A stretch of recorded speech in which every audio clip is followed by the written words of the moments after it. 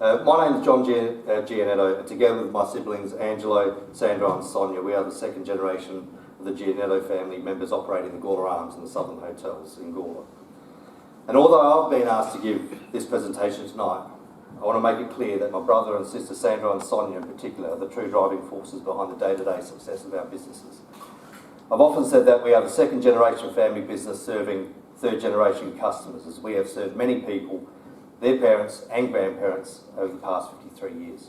Well, in fact, we've now got third generation business, as there have been a number of third generation Giannittos, my nieces and nephews, and now my son Hugo, who's just turning 14, is just starting at the Southern Hotel last week. So over the last 10 years, we've got the third generation now in the business, which is great.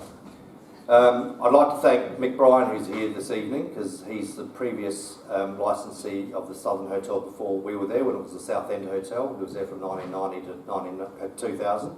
So thank you very much, Mick, for coming. I'd also like to thank my mother, Teresa, who's come out tonight to come and have a listen and probably make sure I get things right. So thank you. That was a surprise for me as well. And also my wife Alicia and 4 of our 5 children, Joseph, Angus and our twins Hugo and Grace, are coming out tonight because there's a game of football on tonight and they would rather be watching that. And to be honest, I barrack for Carlton and I'd rather be watching that. But I'm here and I'm happy to be here. Some other acknowledgements. Firstly, the Heritage website that you guys run is just an amazing wealth of information. So keep up what you're doing. Hopefully what I do tonight adds to that, because I must admit it was details on the Gawler Arms and the Southern is pretty scant. So I'm hoping in 80 years' time when someone gets asked to do this, they're going to at least find this information useful. Also there was a couple of books, Hotels and Publicans in South Australia. That's by J.L. Ho, detailing every licensee of every hotel in South Australia from 1836 to 1984. I actually have a copy here tonight if anyone wants to find a relative that they believe owned a hotel in this time. Rod Laidlaw has already pointed one out for me, which was lovely. Derek White, like Gawler, Colonel Light's country town, also some references to that. Tony Harnett, who's did a talk here in 2017 based on the Globe and Kingsford Hotel as we know it, and his video is excellent. It's online if ever you get a chance to have a look at it. Damien McGee, I've looked at his presentation as well. His focus was on the Exchange Hotel. We did that in July 2018, so that was a really good resource as well. Mother Teresa, who I've been able to get some information, photos, and correct some timelines and dates that I seem to have a bit of an issue with getting right. Mick Bryan, I've already thanked. As a previous licensee, I was able to deal with the 10 years previous to us being at the Southern Hotel, so that's been helpful. Thank you, Mick. Phil Smith. Phil Smith resides in what has been confirmed as the Rams Head Hotel in Gawler South. It's in 21st Street, I believe. As I've found, history has a way of tripping you up, and it's only as much as you dig as what you find, and history's there to be rewritten. And I've actually found some things during this journey that you don't believe everything you read. And I'll sort of finish my introduction by saying history only survives because people care enough to record and share it. So thank you to them and to you guys for doing it. So tonight's presentation, I'll briefly go through the history and timeline of the 19 hotels, is what I've come up with, that grace Gawler, 9 of which are still operating today. I'll then focus on the Giannitto family, who have had 26-year history in counting at the Southern Hotel and 53 years of history in counting at the Gawler Arms Hotel. And because we're not just looking back tonight, we're also looking forward. I'll finish with recent and current renovations that the Giannitto family are undertaking at the Gawler Arms as we speak, as we continue with our investment in the town of Gawler. I'm also going to try to drive the slides and whatnot, so please bear with me. So I think I have a number of slides. We'll see how we go if I can run this. So I did this for me. There's a bit of information, and it'll be there for you guys to look at another date as well. Because we've had a lot of hotels, so I've done a bit of a timeline. Probably to help myself, but by the time I got to the end of it, I thought, well, actually, if it's been useful for me, hopefully it'll be useful for others. Does this work? This will be good. That works. So what I've got there is basically Adelaide was established in 1836. Gawler was established 3 years later in 1839. And you'll see then that the Golden Fleece Hotel commenced in 1839. If you have a look at these bottom green hotels, There's 9 of them. They're still operating today in Gawler. If you look at those ones in that orangey colour, they're the ones that have been and gone over the journey. Now, I've put some notes to myself. This is going beautifully. There you are. And I'll talk to them because I could go through every one, but I'm going to go through individual slides. You can see the Golden Fleece started in 1839, 1840 the old Bushmans. There was a new Bushmans in 1847 and went to 1854. I believe it was also known as Young's Hotel. You'll see the Gawler Arms is in 1848. Harp Hotel was 1 year in 1848. Willaston Hotel, the original Willaston Hotel. There's been 2 hotels, you may know that I'm sure, from 1849 to 1920. And we can read across, but as I said, I'll go through them. But the important ones I thought was the Ram's Head Hotel, because I couldn't really find much information. Thanks to Rod Jenke, I contacted Phil Smith and said, heard a rumour your house used to be the Ram's Head. He confirmed that he spoke to, and you may know, the late George Rao, who was a historian particularly in the rail side of things. And he confirmed to Phil, so I'm going to take that as from the horse's mouth, that 15A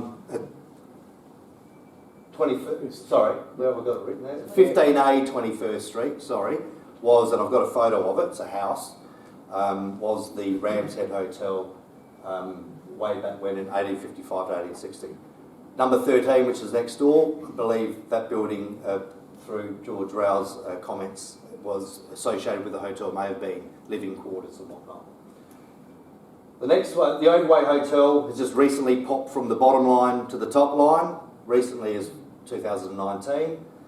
We used to have 10 hotels in Gawler up until then, but now the Overway Hotel's closed, so that moves into the hotels that were. The Criterion Hotel. Engine and Driver. In my research, what I saw, there was a hotel called the Engine and Driver, licensed in 1858 to 1863, and the Criterion was in 1864, the year after. In a slide later on, I'll show you why I think they are one and the same. And in that licensing book, they are treated as 2 different hotels. This thing here came to me at 4 o'clock this afternoon, when I'd basically finished my presentation and I'd been stressing out for days and weeks. Nicole, our manager at the Southern Hotel, which Paul and Rod and others would know well, her granddaughter walks in and she goes, "Oh, how old is this hotel?" And, "Why do you ask?" And she'd seen the old publican listing. This would be news for you too, Mick, because it was news to me at 4 o'clock. And it put me into a bit of a tailspin. The licensing boards over there, and I'll show you later on, show that there's a hotel called the Grapes Inn. And there's some information out there that it's used interchangeably. The Grapes Inn may have actually been the Southern Hotel, which was the commercial hotel prior to the South End. It started as the South End, changed to the Grapes Inn, and then went to the South End. But it's got 2 separate listings in this licensee book. So something's not right. Either those licensee boards, which again, finding that at 4 o'clock, sent me down a rabbit hole that I couldn't get out of. So I'll talk about that a bit later on. And I've also made a note about the Willaston Hotel. So most of you probably know when you drive over, this might be used for my kids, when you drive over the bridge at Willaston on the left, there's a house, that was the original Willaston Hotel, operated from 1849 to 1920. One of my sons likes going to the Willaston. But the Willaston he goes to was in 1866 was known as the Victoria Hotel from 1866 to 1958. And then it changed its name to the Willaston Hotel. So again, hopefully get some value. There's a lot of information there, but at least now it's there, it's going to stay there forever. That's 15A 21st Street. 21st Street runs pretty much into Sanders Fodder Store over there by the railway station. So that, I believe by Phil Smith and the late George Rao, that was it.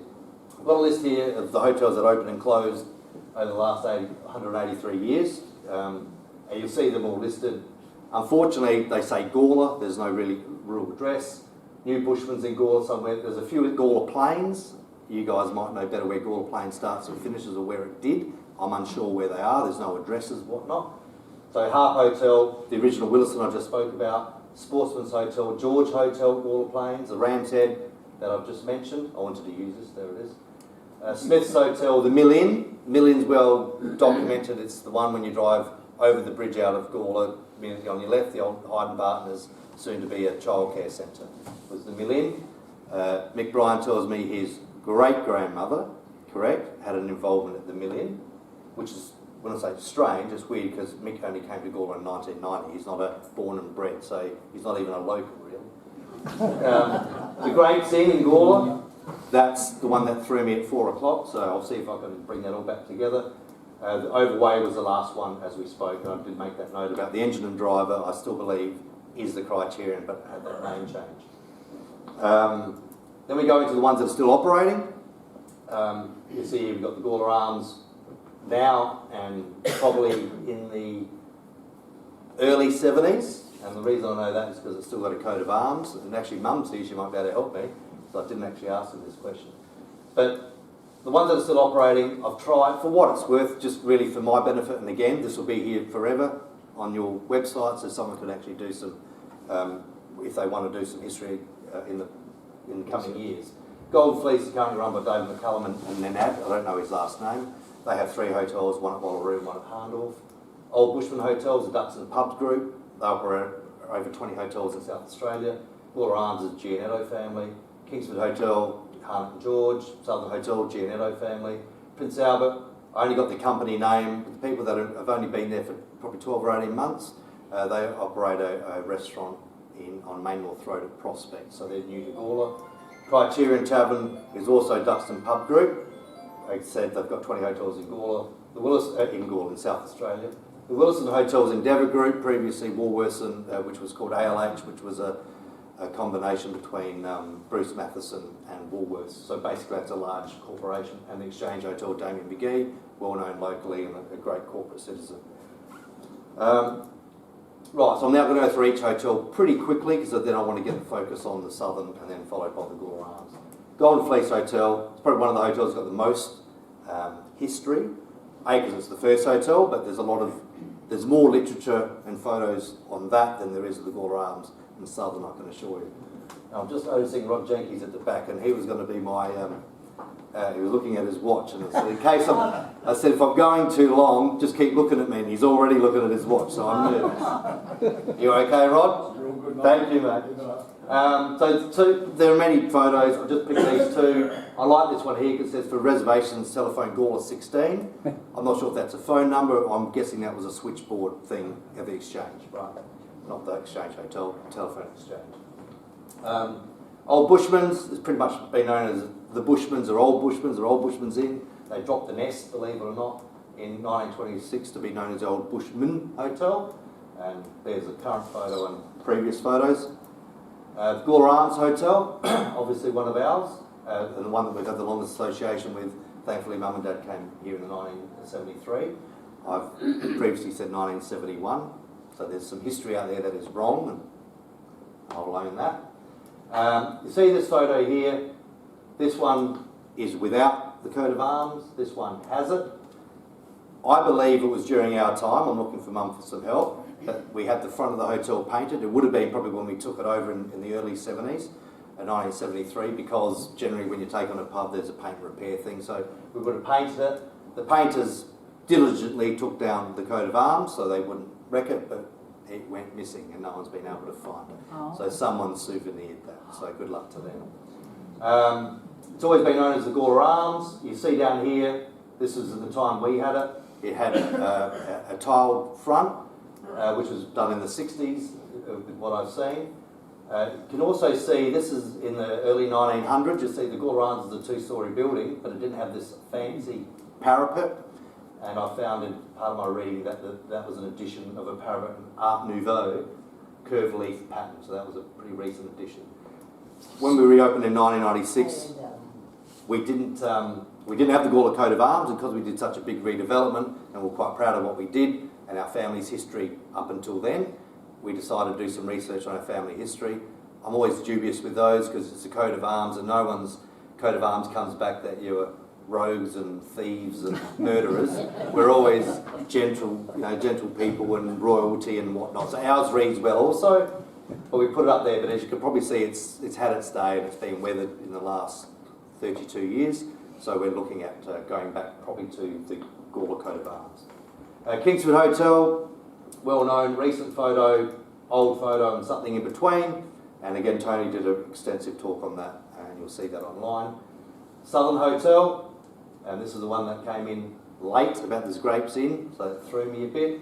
So there's a picture of the hotel without the top veranda. That's, you know, anyone from council here, because I'd like to put a sign like that up on our hotel and say it's heritage because this is what they used to have, but I don't think I'd get very far with that.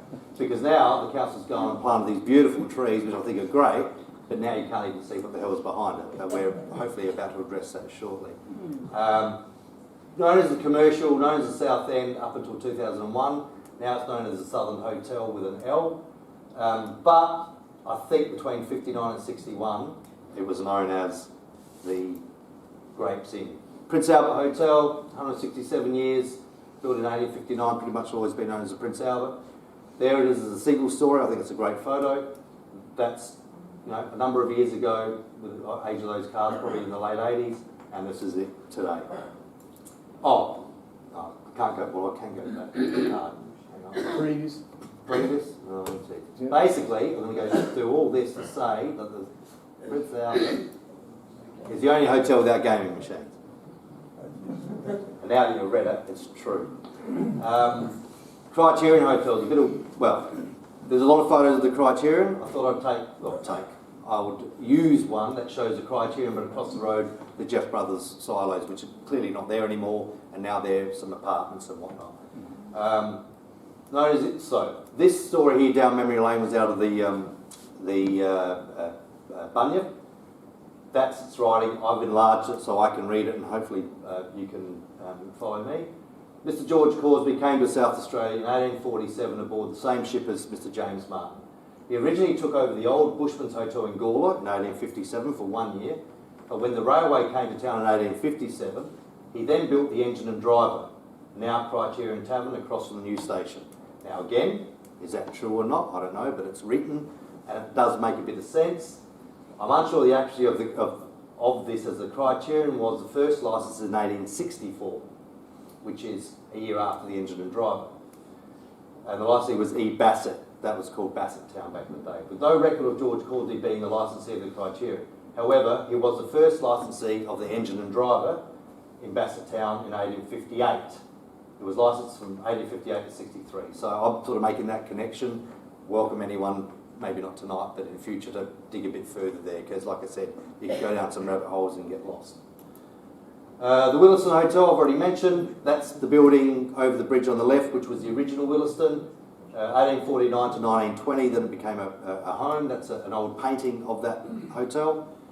The Willaston Hotel, as we know it now, was built in 1866, some 160 years ago. It was known as the Victoria Hotel up until 1958, and 1958 it changed its name to the Willaston. When you talk, John, sorry to interrupt. Yes. When you talk about going over the bridge on the left, which bridge? The Willaston Bridge, my apologies. You go the Willaston Bridge, Caravan Park on your right, with the river underneath it, right there on your left. Oh. The first building just next door is the physio. What, Corsten's old house or something? Well, Corsten's was where the physio is. I'm not sure if they lived in that house, but that house.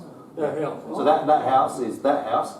Having said that, that doesn't look like that, but it looks like where these two peaks, they've obviously had a new roof over the journey. So it's either there was another building there, or they've just consolidated these two peaks into the one roof. But it's still there if you go have a look. I didn't go knock on their door, but I'll believe the history that I've read. That's okay. The Exchange Hotel is the youngest at 158 years. As I said, Damien did an excellent presentation on this, and it's there and still standing proudly. Right, so that's basically the talk of pubs that have been and gone, pubs that are still here. Now we're sort of slowly going to work in towards our focus on the Southern Hotel, followed by the Gawler Arms. Speaking with Mick the other day, which was great, he came along with this bit of treasure, which is a front page of the Bunyip in 1992, 93. George Aldridge, which is well known to this group, he's done a presentation, great artist, great cartoonist, worked for the Bunyip. He did these caricatures of all the publicans in 1993, wishing everyone a Merry Christmas. So for what it's worth, I'll go through their names to help you and just to bring it all together. So I'll start with this one here. That was Rick Pearce. He was at the Old Spot, now Golden Fleece. Old Bushman's with Merv King back in 93. Scott Fraser, well known Di Fraser's not here tonight, but well known, Scott Fraser from the Exchange. Nigel Pratt was at the Criterion Hotel. Penny Eames was at the Kingsford Hotel, I believe lived in Willaston. That's what Mick Bryan told me, not far from Mum. Mick Bryan, in the flesh, hasn't aged a day, in the South End. Come across the bottom, I've said Penny Eames. Dave Jensen, I believe, was Emily's, which is now Cafe Nova, next door to the South End, Southern. Malcolm Sampson, the late Malcolm Sampson at the Railway Family Hotel. Alex from the Prince Albert Hotel. Unfortunately, I didn't have his name. If someone has it, please provide it and I'll update it. Like Applejack or something. Applejack. Applejack. I'm not sure. I couldn't find anything, but I'll update this when I can. Warren Barrington from the Willaston Hotel, and of course my father Antonio at the Gawler Arms Hotel. So I thought that was excellent. So thank you, Mick, for providing that. Right, so now I'm going to do a focus on the Southern. This is where it gets a bit tricky because I'm going to read this and try to look at that at the same time. So I apologise if I don't do that very well. Southern Hotel, 1855. It's known as the commercial, then the South End from 58 to 2001, a long time in its life. And then when we took it over and redeveloped it, we changed it to the Southern Hotel. South End was the south end of town, the Southern was just a play on this, but to show that it's a new hotel and we redeveloped it extensively and hence we came up with that name. But again, it may have been known as the Graves Inn from 59 to 61. So it's been owned and operated by our family since the year 2000. I found this, and there's not much history on it. So there are a number of old maps of Gawler that I think I found from your website. I've focused on, this is the commercial hotel, which is the Southern Hotel. Next door was the Bank of South Australia, known as Redoubt today. And that is the car park pretty much of the Southern. Here it shows there was a stable. Fluked, found a photo. I didn't take it. That to me looks like the very stable, and that was the yard adjoining the South End Hotel. Cafe Nova now sits in here. So so I think that was a good bit of history because that was long gone and we got there with Mick. I think we're thinking it would be early to mid 1970. That's a Datsun dealership. I don't know if anyone's very good with cars and they can age them, but there's an old Monaro there, so I reckon that's not too far off. This is the bit about the Grapes Inn. I'm sorry I went down a rabbit hole. I put this in here more for later. So over there I have two licensees boards that were in the South End. One's hand painted, a piece of art on the left. The right hand one was printed. I had trouble lining up those licensees with that licensee book, and I started going, my God, I picked up the wrong licensees, this is a mess. I then narrowed it down to the top of that says, known as Grapes Inn from 59 to 62. Who wrote that? Who put that together? I don't know. They must have got that information from somewhere, unless they made it up. So the licensee of the Grapes Inn in 1859 to 61 was Mr. E. Kopke, when it ceased to exist in 61. The licensee of the Southern in 1862, the very next year, was also E. Kopke, the year after the Grapes Inn ceased. So unless he's jumped into another pub, we don't know where the Grapes Inn is.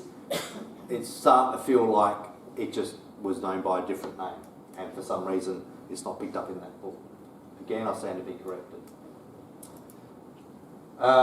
That's a recent picture of the Southern with those beautiful trees at the front. That's the tell is what it is. But that's okay. I'm nearly over it. So pre-2000, so before our time there, Mick Bryan, and again, I'm really happy that he came tonight and he spent the time with me last week to give me some history of his 10 years there. So, and I'm sure he'll correct me if I'm wrong, because we also had lunch, I didn't write everything down. He was a licensee from 1990 to the year 2000. He's the son of Peter Bryan Sr., because he has a brother called Peter as well. So they are connected with the Alberton Hotel since 1940, 86 years straight. I believe that is the longest serving people in South Australia. And like us, Mick grew up at the Alberton Hotel. And obviously Alberton and that area was where he grew up and worked there. Prior to coming to Gawler in 1990, Mick managed a number of hotels, including the Paynham Hotel on behalf of SA Brewing from 87 to 1990. And he did a number of other hotels where he managed it. The owner in 1990 was Peter Wimpress, who's probably well known to people in Gawler. Asked Mick to come to Gawler. He wasn't from Gawler, if you realise he was from Alberton. Came here for 3 to 4 weeks to help manage a pub whilst Peter Wimpress was selling the hotel. Well, Mick bought it in 1990, thought this place is all right. I presume that's what he thought, and he stayed.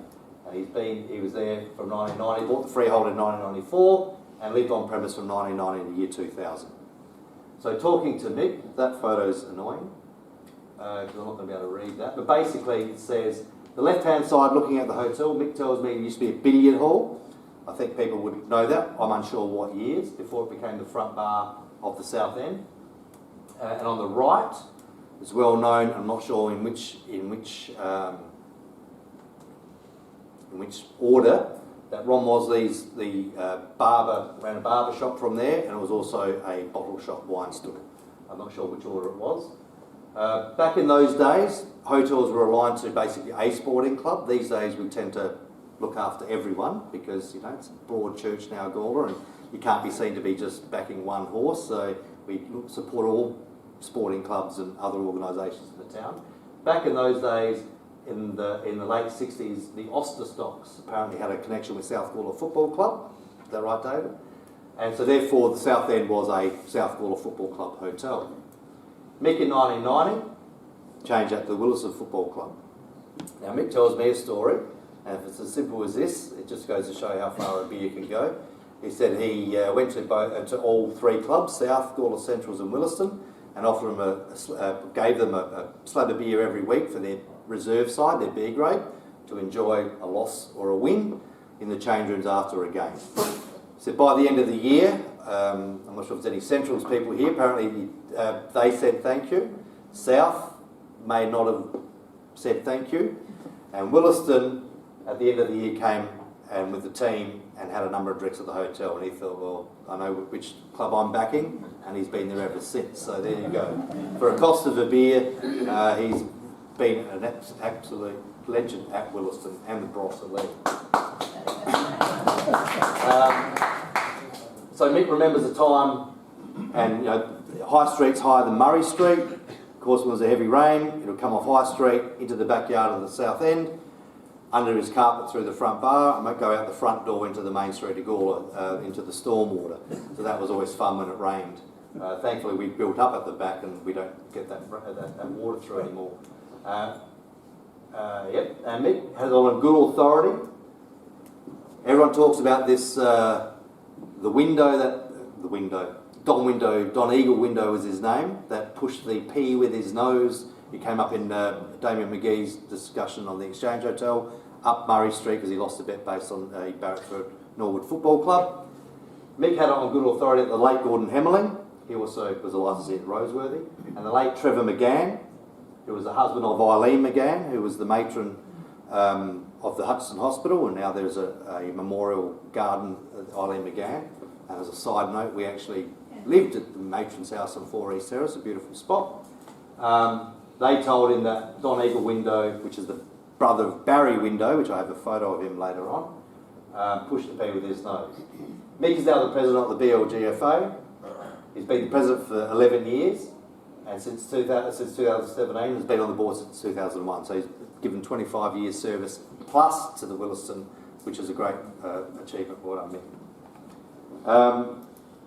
Right, and then after seeing Mick, I did some research, and up pops this from the Bunyip. So anyway, that confirms that in 1969, Don Eagle window, because I'd heard stories it might have been Barry Louver window, but Don Eagle window, that's him on his hands and knees in 1969 doing the infamous pushing the P with your nose from the Exchange, Joseph, to the Southern. It's a long way, mate, on your hands and knees.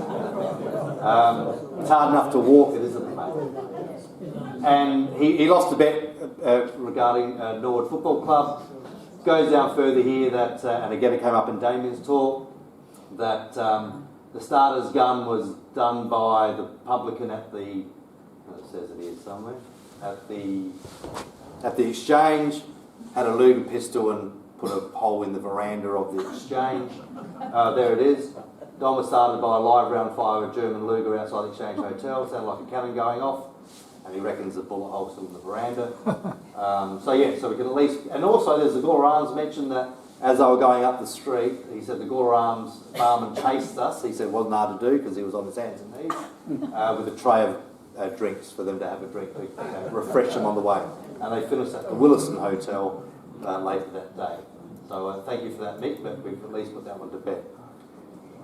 This was a photo of my brother Sandro, Mick and myself in front of the South End Hotel once we purchased it in the year 2000. I've previously said it was earlier, but it was the year 2000. Mick provided this, thank you, from the Bunyip in the year 2000. And this is when we took it on as a family to renovate it, redevelop it. These are some photos of the hotel at the time. High Street looking back into the backyard of the Southern. This is where that shed would have been, stables, whatnot. There's a bin. And rather than being Datsun, it's Steinbourne or Holden. That's the rear of the South End where that water would have been going through to Mick on its way to the main street. And that's the fire escape to the accommodation upstairs. So once we took it on, we started this renovation. So that's basically, and thanks to the Bunyip, I don't have any photos of it, we kept the external walls, heritage walls, which are still there today. Basically gutted the hotel and well, it's the hotel that you see today. That was a cellar that we found that we didn't know about, which we currently use today as part of our office and admin. There was a cellar in the front bar which we knew about, which we actually exposed in the early days. If anyone went there in the early days, we actually put some glass boxes that you could actually see down into the cellar, not unlike the exchange has done with that motorbike. We've since covered it up because we've got a kids' play area, there's no access to it. And Mick informs that he believes there was a cellar under the front there, which would have been under the barber shop / wine bar. I don't remember it, but that doesn't mean it wasn't there. And I haven't had time to go back and look at old plans or new plans. I do remember during this time, though, during the renovation, there were a lot of pigeons in Gawler. There still are, but there was a big pigeon problem. So Peter the Pigeon Man, as we called him from Gawler Council, who had a licence to look after the pigeons.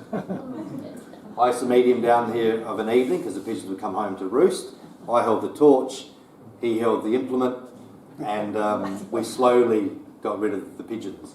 I'm not sure if we eradicated them or they just moved on, but that went over a number of weeks and months to slowly eradicate that problem, so that was a bit of fun. So in the year 2000 we did a major renovation opening in 2001 as the Southern Hotel. We called it It's a Little Bit Different. We wanted it to be completely different to what we offered at the Gawler Arms, because we thought there's no point having two pubs exactly the same in Gawler. Why would you? That soon changed. We had a large two-storey sports bar and entertainment area in the front, cigar lounge and wine bar. Think cigar lounge in this day and age. You can't even smoke within a 2-kilometre radius of a hotel. A wine bar, full-service dining room and 40 gaming machines. We ran entertainment Thursday, Friday and Saturday nights, ranging from duos, jazz bands and DJs. In 2006, we stopped the entertainment and introduced an indoor child's playground. We called that Junior G's in the front, and I've got some photos. Right on cue, this is going beautifully. So this is the front area of the Southern, that was the sports bar. This is the indoor kids playground, which has proved very popular. That's a new booth that we have in our gaming area. Again, this is the new dining area. We wouldn't say new, same dining area, but we've given it some wallpaper and lighting and painting and new furniture. That happened in 2024, only 2 years ago. But back to 2006, when we got rid of the nightclub and entertainment, we put the kids' play area in, and people were asking us, "Where's your salad bar? Where's your?" It's like, "Well, the salad bar's at the Gawler Arms." And it's like, "Well, we want one." So we spent 6 years basically fighting being the same as the Gawler Arms, and then chose to be exactly like the Gawler Arms, and it's been great ever since. And I do remember at the time I used to say, I can give the customers what they want and be successful, or provide them what I think they need and go broke. So it was opportune that we went with the former, and we gave them what they wanted. So basically we had the same menu going between both pubs, which we thought was crazy. Why would you want it? But there was clearly a demand for it. In 2024, we gave the area a freshen up and we painted the outside, and that's the end of my bit on the Southern Hotel. I now turn focus to the Gawler Arms Hotel. I have no idea how the time's going. Heaps of time. Rod, you still with us? Thanks, mate. Gawler Arms Hotel. So obviously very near and dear to us and our family. 1973, Mum and Dad went there. So I'm going to do some old history, which I've had to find, and there's not much of it, and then I'll go into more recent history that we can at least talk about because we were there. From the book Derek Whitelock, Gawler Colonel Light's country town. Apostrophes are important. Don't have one there. Gawler was just, I'll read this because it's easier for me. Gawler was justly proud of its Bluestone rail station in Bassetttown. And even though travellers had to walk quite a way, take a cabbie or use a Gawler Arms omnibus, like the old Celerity, to get to the town centre. The service was established to connect the railway to the main street for people and mail. And it finished in 1857. It was a critical link. It started in 1857. In 1879, they went to a horse-drawn tram. That is an omnibus. That is not one from Gawler. I couldn't find one. Particularly, that is what an omnibus is basically a horse-drawn bus. Omni means many people, I've learnt, hence the O-barn, which I learnt the other day. O-barn means omnibus, anyway. So, that is not Gawler, but that's what it would have looked like. These photos here, this is the old fire station. This wall here was on our western boundary, way before we got there. Mum believes it was probably stables and whatnot for the hotel. If you go over that wall and look back at the hotel, that's pretty much what it was like when we got there. Oh, sorry. Am I boring you, Rob? Looking from Jacob Street back to the hotel, this is back in 1926 to 1939. The licensee was Frederick Wilhelm Klapke. That's pretty much, I'm thinking, Mum, if you can see that, was the Gawler Arms. This ended up being Zia Teresa's over the journey. It was a rear storage area and shed before that, and that's the two-storey structure from the back. These two hotels, same hotel, J.J. Burns, Gawler Arms, a little bit of liquor paint, W.H. Park and Gawler Arms. This is 1903 to 1913. This one's 1923, 1926. So from the Bunyip, in 1996 when we opened, someone did some digging. I'm not sure who it was, Barney. The Gawler Arms Hotel was an interesting history, but much of it shrouded in mystery. Not sure why. It's been rebuilt, or substantially rebuilt, 4 times since it was first built in 1848, although records of what work was done do not exist. Not sure what that means. Original construction details are not known, but it was certainly not a 2-storey structure. In 1868, 20 years after it was first licensed, it was substantially extended and may have had a 2nd-storey built. It comprised 10 rooms and outbuildings, the stables and stockyards that I probably just showed you before. At the rear of the hotel remained in use until 1926, when they were removed and used as a car park. The lower level facade was tiled in the 1960s, that was the early photo I showed you. Other additions included the parapet wall with the Art Nouveau styling, which again I showed you. The Gawler Arms was the venue of an important document, which was the chain shopping hours in Gawler resulted in the town's first union for workers being formed in 1864, and early meetings of the Gawler Permanent Building Investment Society were held in the hotel in 1873. Like I said, past history or old history was hard to find, or is hard to find. Now we get into the more recent history. That's a map of Italy. So many people ask me in particular, or any one of us, when did your parents come out from Italy? And there's an assumption that they came out married. They didn't. They also ask, are they from the north or south of Italy? So I thought the best way to go is, well, there's Italy, that's the boot. Rome is considered the centre, so north of Rome is northern Italy, south of Rome is southern Italy. Everyone knows that Sicily and Calabria is the deep south, let's call it. But they were basically just out of Naples, which is just south of Rome. I've highlighted that. It's from an area called Campania. Benevento is the province. And after much discussion of where exactly, Dad's from a town called Paduli, Mum's from a town called Pastorano, which is about 50 k's apart, but they never met each other. Mum said she'd never even been to Paduli, albeit it's 50 k's up the road. I think I wrote up there that Dad was born in April 1936, Mum 11 years later in 1947. Let me go back. Oh, it doesn't really matter, but... So, on that history I'm going to have to read a bit. Dad came out to South Australia in Adelaide.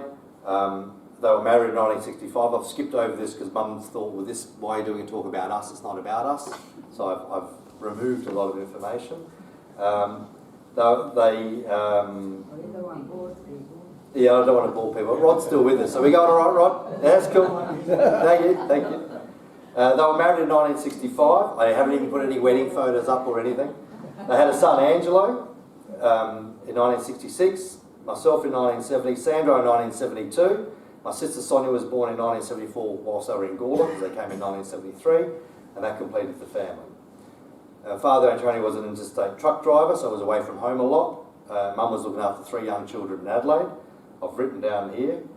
She previously worked at the Continental Deli Minigotti's on Payneham Road. She was also worked at David Jones Cafeteria, and she also ran a baby shop, clothing shop. Yeah, exactly. So I think I got that bit right. So we're now at 1973. So Dad was working as an interstate truck driver away a lot, obviously interstate on trucks. Mum was home with young kids and was like, it's time to, hey, you need to spend some more time at home, or something like that. So in 1973, together with Mum's brother, Uncle Michael and Auntie Michelina Pace, they came out in 1973 to Gawler. Dad was an interstate truck driver, and as you can see, the truck was for sale. So it was pretty handy, I assume, moving all your furniture and what to Gawler, but didn't need it long after that. So I put that photo in for a number of reasons. One, because he was a truck driver, and there he is. But over the back here, you can see that's basically where Audi is now. That was the old Tom the Cheap and the Get a Bargain shop and whatnot. This fence along here was the fire station on that side. There's a number of photos, I think all taken at the same time, but as the truck was moving, he's then moving across the road. There you see the fire station at the back and that wonderful Christmas tree that's no longer there. And I'm going to talk about that later, because what an icon that we're missing out on. A natural wonder, and people go to see plastic bananas at Coffs Harbour and the big koala and the big lobster at Kingston. And we got this natural wonder, or we had, that people came from everywhere. It was a sight to behold. And on the way in, I thought about this. Someone needs to talk to the council about, sooner or later someone needs to plant a tree somewhere that's there forever. I'm not going to see it, and probably people in this room won't, but in 20, 40, 60, 70 years' time, Gawler will have something that people come from far and wide, and they did. And John Thorpe did a fantastic job doing the lighting and whatnot. Anyway, I digress, it's not about the tree. Salvation Army Hall, corner Commercial Lane and Jacob Street. Dad's obviously driving the truck off. This pepper tree grew to a massive size and was a very welcome spot to park your car in the summer on that white gravel, really hot car park when the TAFE College was built there. It was a very popular spot, so he grew a lot. Salvation Army, I guess it was 1973, obviously when they first moved to Gawler. There's a photo of Dad behind the bar. I'm saying it's early 70s, and he looks pretty young, and that's what it looks like. I'm going to add a bit of stuff here. I've said Michael and Auntie Michelina came in 1973 with Mum and Dad. I'm not sure how I'm going to say this, but migrants running a hotel in Gawler in the early 70s was a tough place to be. It wasn't for the faint-hearted. I use the term migrants, that wasn't the term used back then. I think you can all guess, it starts with a W, ends in a G, and it's got an O in the middle. But anyway, that's what happened. Thanks, Rod. Gawler was pretty rough and ready in those days, and there were many situations in the early years. So much so there were times it felt like Dad and Uncle Michael were barring more customers than they were serving. They battled on, concentrated on providing food, good food. Gawler was and still is a very competitive town. But back in those days, when everyone goes, oh, the good old days, all the hotels pretty much offered the same services. They had a bar, some had food, most had pool tables and dartboards, some had accommodation, most did, social clubs. Every pub had their regulars. They were very parochial and very territorial, who basically thought they owned the hotel. So when strangers to the town or patrons from another pub came in, you could feel the mood change and, things happen. 1978, am I there yet? Oh, here's an earlier photo. This is where I get a bit wobbly. That's my brother Sandro on the balcony looking at Victory Square. Well, he's not, he's looking down, but that is Victory Square in the background, which was a food land. In the background, the Institute and ANZ Bank. I'm guessing that's late 70s, early 80s, because Sandro looks like he's about 10 or 12. So in 1978, my uncle and auntie decided to go back to Adelaide, so that's when Mum and Dad went on their own from 1978 to 1987, before they leased it out. We lived upstairs for 14 years. Basically, it was all hands on deck. We went to school and we helped when we got home, weekends and whatnot. Mum and Dad worked tirelessly. Mum generally in the kitchen and the bar. Dad generally in the bar and on the other side of the bar. But that's how it worked, and thank you, Mum, because you did a fantastic job, as did Dad. They introduced an all-you-can-eat salad and vegetable bar, which proved to be very popular and still is to this day. It was a very different way of growing up, but we didn't know any different. We used to play hide and seek for hours with the pub rats. So basically when people came to the pub, because that's what they did, they basically went to pubs or footy clubs and whatnot. There weren't many other entertainment options or places to go. And the kids would come and we'd basically play hide and seek, bounded by Todd Street, Reed Street, Finnis Street, Murray Street and everything in between. So we'd play for hours hiding at the old TAFE and fire station and whatnot. Actually, now that I mentioned the fire station, unfortunately, Hugo, close your ears. So I was probably Hugo's age, maybe a bit younger. So at the back of the hotel was everyone used to have incinerators in their backyard. Well, the pub had a sort of 5 metre diameter pit, thank you, where you put your boxes and your stuff, and that would get burnt from time to time, because that was before the days of having waste removal. That was it was never the food stuffs, that normally went elsewhere. So of course Sandro, my brother, and I were out there playing and lighting a fire, then putting it out, then lighting a fire and then putting it out, and then you can see where this is heading. And then it sort of started getting out of control, and around it was a lot of dry grass and an old lemon tree, and this was right behind HB Crosby's, and we were jumping on it, and it just got bigger and bigger, and we just ran. One thing about living next door to a fire station, very handy if you start a fire. So we ran, I hid upstairs in the linen cupboard, I know where Sandra went, and the siren went for about 15 seconds, because they pulled out of their driveway, literally next door to our driveway, lights flashing, everyone in all their gear, and it didn't take them long, but of course with the sirens going, the whole pub emptied, everyone come to see what happened. And of course they said to Dad that 2 boys were seen running from the area. So it was a while before we sat down the next couple of days, but we learned a lesson. So Hugo, play with matches. This is a number of photos, not really in any order, but this is back in the 87, up to 87 before parents leased out the hotel. That's a photo of us in about 86. Sister Sonia, Father Tony, older brother Angelo. Sandro has always never been good at taking photos. Mother Teresa and myself. There's Mum with one of the famous many lasagnas in the make. That's Sandro and Sonia at the bar. They look like, it's probably in the later part of the 80s, 87, 88, because they're of age. The front bar, that's a George Aldridge caricature behind the bar that we still have and we hold dearly at the moment. That came up when Dad passed away in 2023. This is old mate Barry Window, that's larger than life. Mum tells me he used to live upstairs at the Gawler Arms, which I didn't know, but he used to live upstairs at the Gawler Arms. I really put this photo for a couple of reasons. The windows are well known in Gawler, and there's Louver and there's Sash Window and there's a number of others. But it's this thing here, which was basically the bar hamper where you store the bottles.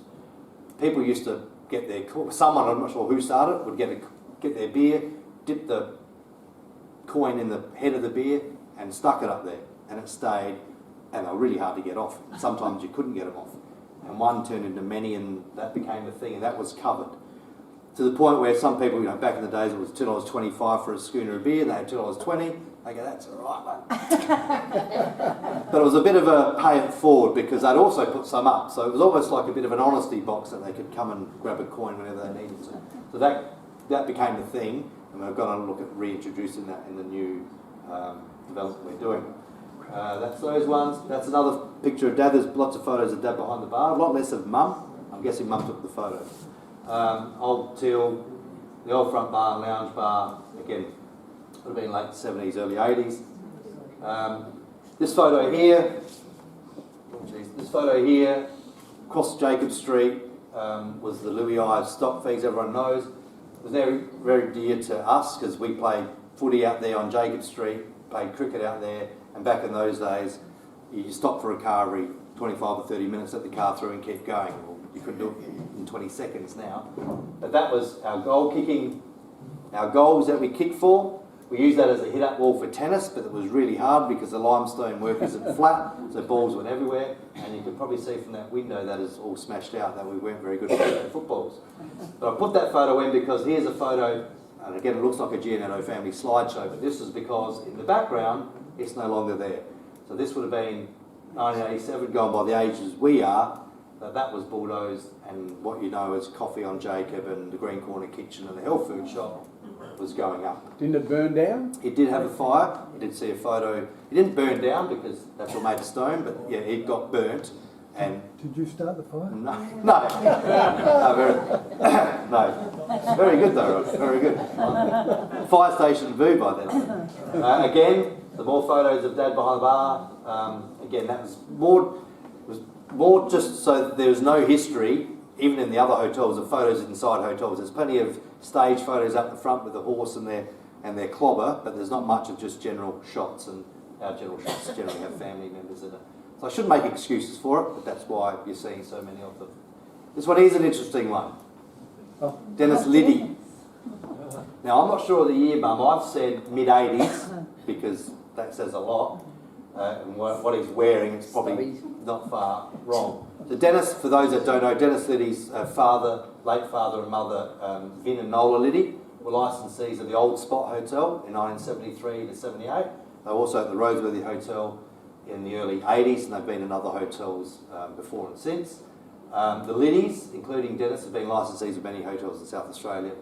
Dennis has been the licensee of the Laura Hotel in Wallaroo and the Royal Hotel in Moonta.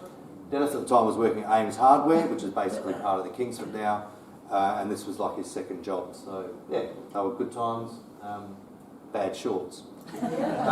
This is just a photo of our dining room in the late 80s. We used to hold Lions Club dinners and whatnot, so that just shows the setup of the Lions Club back in the day. Again, just a general shot. Again, I think it was a photo of the car, but it's less about the car, more about there's the fire station and there's the TAFE college and there's that pepper tree I was telling you about. It got really, really big and cast a lot of shade, which was really good. Here's just some shots from the inside, again, over the journey from the late 80s to early 1990s. Inside the bar, looking to the mixed bar. In those days, women weren't encouraged or even allowed to go into a front bar. So many hotels, I know the family hotel had a ladies' lounge, I believe. We had a mixed bar. But you could be mixed. I always thought about mixed drinks, but it was mixed genders. There were only two back then. So that's a random shot of the dining room. So now it's really mixed, licorice all sorts. And a picture of the lounge, a lounge area, and that's the Prince Albert across the road. Again, some random shots. Sorry to bore you, but this is also now going to end up at the history websites, and the reason being is so because I couldn't find anything. Some random photos, but this is the corner of Jacob and Murray Street, what was Barclays, which is now Spend Less Shoes and whatever else, and the Gawler Arms at the rear. That's obviously the foundations going down, and also that massive Christmas tree that was fantastic in the background. When that came down, this got exposed. I-Corf was the licensee. It's actually J. Anyway, J or I. 1850, you can't see that, 57. He was the licensee, or they were the licensees, and obviously that was on the side of the wall before that building went up. When it came down, it's still there. Sandro never misses a photo opportunity to get in the bunyip. So Sandro was there for the bunyip to take a photo and expose the heritage here. This is the back of the Gawler Arms back in the day. It did have an alleyway. I did see someone ask that question. We had toilets external to the pub, which was just at the end. Basically, it was two-storey at the front, and it came down to one story at the back. That's obviously that building going up, the building that is there now. Again, this photo happens to be me and my cousin Ali Pace, who was my uncle, obviously my uncle's child. But again, this is to show that wonderful lawn. It was the best lawn in Gawler because the fireys, unless there's a fire, and we weren't starting them, they had nothing to do. So they maintained a great lawn. We had a great cricket pitch. they used to cut it really short, and we used the back of Tom's, which was the Get a Bargain, as a hit-up wall. We played squash. It was great times. And that was, again, more to show that in Jacob Street, that's where the fire station was before it was removed to be basically the underground car park. Just a segue, that building that's getting built there goes into next month's talk with Mick Maddy, because he There you built go. that, eh? Yeah, well, his dad did. Yes, Mick. Not sure how much Mick did. Hello, Mick. How are you? Here's some more random photos. This is probably just this is for the boys back there that I've sort of, Darren Lehman and myself and some others. The others were David Howard, Kevin Kath Howard from Ames Hardware, son, Tim Hayward, Dr. Hayward the vet from Willaston, Hayward Adio, Nathan Marsden. This photo here was the team back when, so there's mum and dad, older brother Angelo and Sonia. Sandra and I must have been working behind the bar, they were just stopping for photos. Fell flat. And that wonderful Christmas tree dressed up, which was, again, I can't speak enough that the town needs something, and that was absolutely amazing when it was here. Didn't realise how much we missed it until it was gone. That was on the corner of Reed and Jacob Street. I've been trying to tell my kids. One of my sons works at Drake's, so you know that date palm or whatever's in the corner with the rose bushes? That's what used to be there. 1987 comes along, we go to lease out the hotel. This hotel is a bit of a random photo because it shows Eddie Schwer, South Gawler Football Club legend, Christopher Hurst, real estate legend, Kay, one of your ex-mates, well not ex-mates, still a mate, but co-worker, and Peter Mackruth as well. And again, those coins stuck up on the bar. This photo shows Gary Flynn. So Gary Flynn took on the lease in 1987. Dad's at the bar, I'm not sure what those two people are, but there's a photo of Gary with his, like a deer in the headlights. I'm not sure if it's his first night, but it was pretty soon after, at the 1987. So basically, in 1987, we leased the hotel out to, mum and dad leased the hotel with Gary Flynn. At that time, the rest of us, Angelo was 21, I was 17, Sandra was 15, Sonia 13, continued with schooling. Angelo went to university, Sandra became a mechanic, etc. So we just went on with our lives. Mum and dad, I believe, retired, if that's the term. But in 1989, Mum got bored, and I think she missed the socialness that comes with hospitality and the people that you meet along the way, whether that be people you work with or people that come to the place. So Zia Teresa's was born in 1989, across the road, which is now called our Fresco Cucina. That was Mum behind the counter there, you can just see it.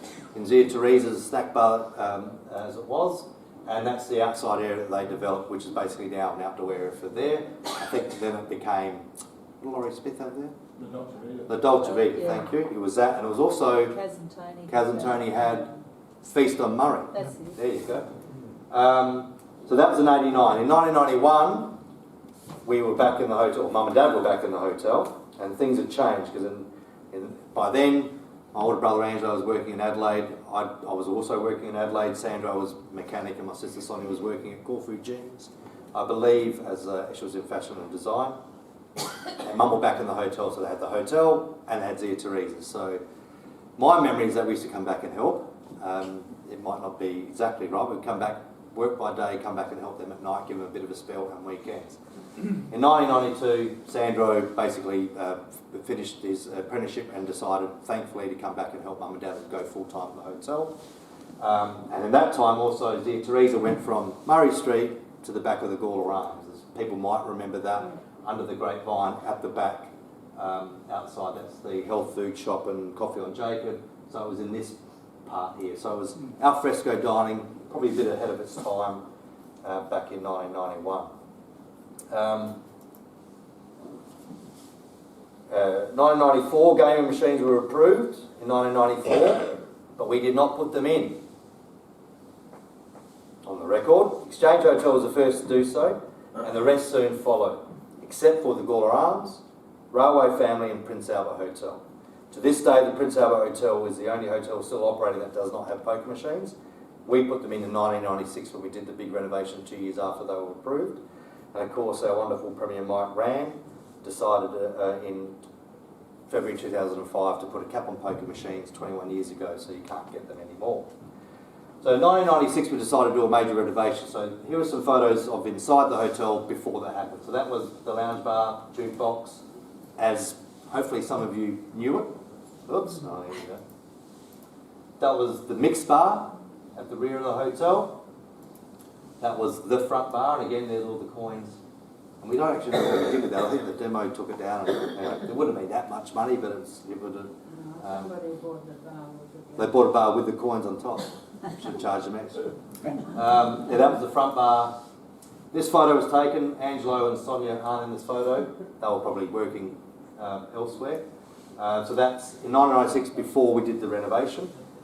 So basically, in February 1996, we closed for 10 months and reopened in November. This is the renovation. This is one of my favourite photos because it really shows what happened. I've got some, those photos that basically come off that board that you see over there. You're welcome to have a look. So that just shows a bulldozer inside the hotel with 2 stories exposed. That's the upstairs balcony, doors and windows, and that's downstairs. From the front, nothing to see here. It was like a Hollywood movie scene. Definitely a facade, but behind it there was a lot going on. Yeah, challenging and interesting time, but that's one of my favourite photos. Was council demanding you kept the facade, or was that? I really don't recall. I don't recall, but I'm sure they would have, because basically it's not a national trust. A lot of contributory places in Gawler, most of the pubs are called contributory places, but really with that in the southern, there's no need to. Well, we did cut a decent sized hole in there to open up those cafe windows. So obviously if it was major heritage, they would have said, no, you can't do any of that. But of course, of the time, we were trying to bring a bit of Adelaide to Gawler, and people were all dining on the streets in Adelaide and Rundle Street and whatnot. So the idea was to open up to the outside world, and obviously a lot of the old buildings have very small windows and very small doors, were compartmentalised because that's the way they were built back in the day. Now it's a bit more open plan. Sorry, Mum. There's the Teresa's on its way out, getting demolished. This is as the hotel's getting rebuilt. Chose these 2 photos because that's the back of HB Crosby with the sawtooth roof, and that's the new Gawler Arms going up. It's a photo of Sandro, Sonia, myself and Angelo once the pub had opened. So basically in 1996 it opened, as I said, Melbourne Cup Day. Downstairs we had a 120-seat dining room, a front cafe with bifold windows at the street, which are there today. 40 game machines and an upstairs function room which seated about 280 people, accessible by an elevator, and I still believe it was the only elevator in town in Gawler at that time. We wanted to bring a taste of Adelaide to Gawler, as I said, because Gawler was a small town but it was growing. In 1998 we actually, so just to show you, that's our upstairs function room, which has been operating up until 2022. It's now a motel. I'll go into that later. That's set up for a wedding. At the rear, funny enough, I found a photo of a horse and cart, but that's actually someone had a wedding, and first I thought it was ours, Alicia, but I think that's before we got married. But could have been Greg Samble, but I could be wrong. But anyway, so this is the back of the hotel, what it looked like in '96, and there's the old Le Grog and Get a Bargain, now Audi. That's sort of what it looks like today. The We Can Eat buffet, because that was brought in. What I get to, so 1998 we extended into, it was very popular in Visitor when we opened, so we extended into Jacob Street where we are now, into what we call the Jacob Bar, and we moved the gaming room there so we could get more dining in, which was very popular and it worked. We reintroduced the All We Can Eat Salad and Veg Bar, which is still going today, being very popular. We also ran a nightclub on Friday and Saturday nights, basically Friday and Saturday nights upstairs when we didn't have weddings and whatnot, and that became a bit challenging after a while. Year 2000 we bought the Southern, I've been through that. 2007, no smoking came in, so you couldn't smoke inside a hotel, well inside anywhere, but particularly a hotel, and that went hand in hand with having a beer back in the day. So we did an extension to the car park with what you see now. We went out west, moved the gaming room out there to then, and we made that space into the Junior G's function room and kids play area. We introduced, 2012, we introduced a kids play room, which is that.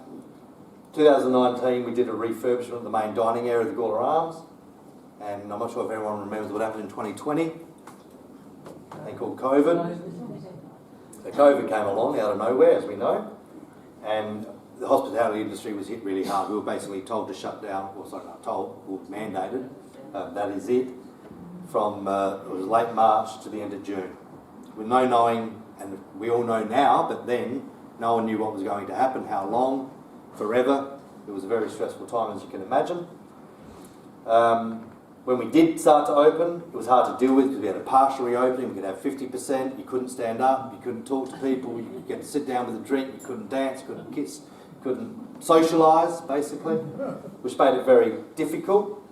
And we were always under constant threat of as soon as someone sneezed in Adelaide that we would be shut down again, or someone delivered a pizza box with some virus on it. It was crazy times looking back now, but distressing times for us and everyone in the industry. Off-premise bottle shops took off because people couldn't go to the pub, so they could get takeaway. Worked out it was cheaper. Uber Eats exploded. Takeaway food exploded. So I think it was a big reset in hospitality. So when people go, why can't we have pubs like they used to be? Because a lot has changed. Not just that, there's many other things. If I've got time, I'll go into them, that I believe. The customers have got new habits. Entertain and drink at home. It's cheaper, cost of living. There's lots of reasons. It's been very difficult for staff as well, because in those days, it was only 6 years ago, there was uncertainty. So they're going, well, will I have a job next month? What happens if someone sneezes and we get locked down? So a lot of people, and also retail, Bunnings, Coles of the world, were crying for staff because they were flat out, because everyone was still, we were the only ones that weren't allowed to open. It was quite a surreal feeling. So we lost a lot of people and experience to those industries. And of course, a lot of them haven't come back because they thought, not working weekends, not doing late nights, I think I'll stay where I am. But of course, our upstairs function room, which was weddings and functions and whatever, it's pretty hard when you can't dance, can't have more than 30 people. The threat of you book your wedding 6 months in advance, will you be open, will you be allowed to? So things started going to wineries, marquees, outdoor events, because it was a lot more relaxed, because the virus didn't spread outside, only spread inside. You can probably hear in my voice how troubling those times were. So basically, we had a function room that we couldn't really use. There was no accommodation in Gawler, so we looked at putting accommodation rooms, and we now have 14 motel rooms up there. That's an example of one of them, which has been excellent. So in 2022, we opened 14 motel rooms. They've been very well occupied. In fact, February of this year, which is only last month, we opened 5 one-bedroom studios on 11th Street, just behind Mitre 10, and they're going very well also. Oh, I'm nearly at the end. Anyway. So the growing popularity of our accommodation, we get people staying at the hotel. We've got people staying at the hotel, and they come down for a drink, and they go, we can have a drink. And we go, we can either sit in the gaming room, and they don't like that, or you can sit in the dining room, which is not really what they're after. So what we've looked at going is saying, well, why don't we have a small bar offering in Jacob Street, which is what we're looking at doing. So basically now, that area was called Junior G's, we're now turning into a small bar. Lots of small bars in Adelaide and Australia-wide. They're very popular, and we're basically going to call it Tony's Bar in honour of Dad, and obviously his long association with the hotel. And we're going to do a little bit of a 60s, 70s sort of retro-y. We're going to try to reintroduce that bar hamper and encourage people to be putting $50 notes up there. So bring your coins. But as part of this process, we're doing a new gaming room, and we're doing that because we're putting 2 more motel units upstairs. So what was the loft, which was a 60-seat room, is now going to be 2 more rooms. So and I'd really like to particularly acknowledge Sandra and Sonia, but Sonia in particular, the growth in our accommodation is 100% to her. The hard work she's put in, she's getting very particular about what colour the bed sheets and she's taking it very personally, putting her heart and soul, which is fantastic because that means we don't have to. And she's done a great job with the 5 things on 11th Street, and she's putting her heart and soul into Tony's Bar as well. I'm going to finish with what the future looks like. So we're hoping this is going to open later this year, July, August. So that's Jacob Street, Jacob Lane, looking at the outside. There's currently a veranda down there, that'll go. I'm not suggesting it's going to be called Jacob Lane, these are the conceptual drawings. So basically we're going to put holes in the wall and have, as you can see, a bit of an indoor-outdoor feeling along there, so it sort of gives that a bit more of a presence down that street rather than just all those proposed walls. That's looking into the bar. Inside the bar, there's Tony's bar, similar bar hamper that we had, and again that's where we're hoping those coins will get stuck. A little bit TAB area, some booth seating, a pool table. So someone sort of said to me, isn't it funny, like you had pool tables and dartboards back in the 70s and 80s, you got rid of them all, and you had accommodation, you got rid of it all, and here we are putting it all back.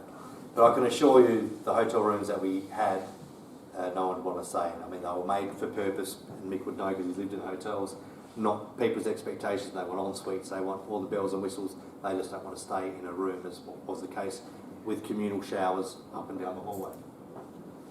That, I think, is it. So, yeah, thank you for your time and listening. Rod, you're still with us. Thank you, mate. I'll welcome any questions. Yeah, thank you for having me. Oh, sorry.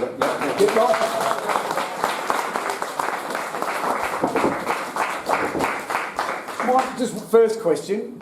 What's going to happen with the junior burgers at Junior burgers? Or juniors? G's. Junior G's. At the Arms. Will you be so, keeping that? yeah, so I was actually going to ask this at the beginning. Who's been to the Gawler Arms Hotel? Who's been to the Southern Hotel? So you know the hotels. Can I just ask who's been to the Gawler Arms Hotel pre-1996? Before you would have. No, that was my son that did that. Before we did the renovation. So where the Gawler Arms is now, we've got the kids' playground, but there was an adjoining dining room that you could see your kids playing. We've now got a wall up there. It's a little bit disconnected, but people can still bring their kids, and the kids can still use the playroom. They just can't see the little gremlins. But as you know, at the Southern, they can. So I think we're looking at the fact that there are kids that are crawlers all the way up to 8 or 10 years old. The crawlers and that might end up at the Southern, we hope, and the others will stay at the Gawler Arms. So that's what I think is going to happen. Cool. Any other questions? Yes, Paul. Yeah, John, I've got two. Yeah. The first one is, did your parents have any history of hospitality, or did they move into the pub, and that would be a total... Well, now that I've got time because I'm off the clock, Mum did. Mum worked at a Continental Deli, as I said, in Adelaide. Thanks, boys. Thanks for coming. Yeah. I appreciate it. So you're going home to do the dishes and... Yeah, thank you. Thank you. Good on, boys. Sorry. Young people today, I don't know. Sorry about that. And she worked at David Jones Cafeteria, so obviously in the catering side there, just being a good cook, home cook. Dad, no. And in fact, and I tell this story a lot, Mum's here, she'll be able to say yes or no. I think in 53 years, she's probably been in 3 hotels in Gawler. The Gawler Arms, the Southern, and the Prince Albert, because I had an involvement over there for a few years. She has not done a pub crawl, she's not a pub goer, she's never even been to a pub. And I'm not even sure if Dad told her they bought a pub, because in those days, and that's the way it was. Is that correct, Mum? You do what the men say. There you go. So no, they didn't. No, they didn't. And I hope that answered your question. Oh, yes, thank you. The second one is, Marilyn Monroe still at the Southern? She is. And where did she originate from? Well, when we did the Southern, and you'll see if you want to have a look, we said the Southern's a little bit different. We've said we don't want to do the Gawler Arms Mark II. I mean, why would you? History shows we should have. We're thinking it's a completely different place. We had entertainment at the Gawler Arms, and that was influencing our dining and our weddings because it brings a different crowd, and sometimes our diners don't appreciate the people that go to them for entertainment. So we thought if it's happening down that end of town, it's removed, it's completely different dining experience, younger people, etc. So I was sourcing stuff for the Southern of making it a little bit different. So I found Marilyn Monroe at an auction, and when we did the cellar, we had these raised glass boxes, which I can't find any photos of, that you could actually sit and have a drink at. They were probably 2 metres by 1 metre, and look down into the cellar.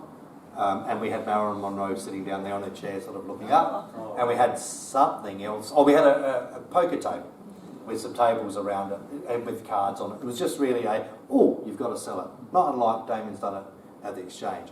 Everyone said, why didn't you use it as part of your hotel?